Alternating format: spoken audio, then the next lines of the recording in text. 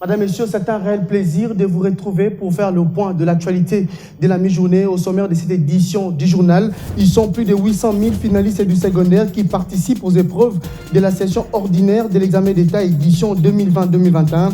Le go a été donné à Kenge dans la province du Congo par le ministre de l'EPST, Tony Mwaba. Durant 4 jours, ces finalistes vont passer plusieurs épreuves, la culture générale, les épreuves de langue, sciences et autres, des mesures et gestes barrières contre la COVID-19 sont des strictes applications afin d'éviter la propagation de cette pandémie.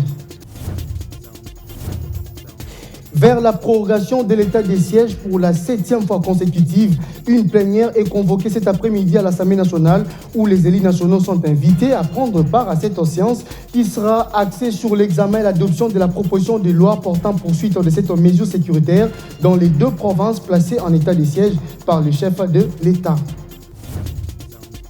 30 août, l'humanité célèbre la journée internationale du souvenir de la traite négrière et de son abolition en RDC. C'est sur la place Nkumbi, ancien Fumu, dans les territoires de Mwanda, dans la province du Congo central, qu'a eu lieu la commémoration de cette journée.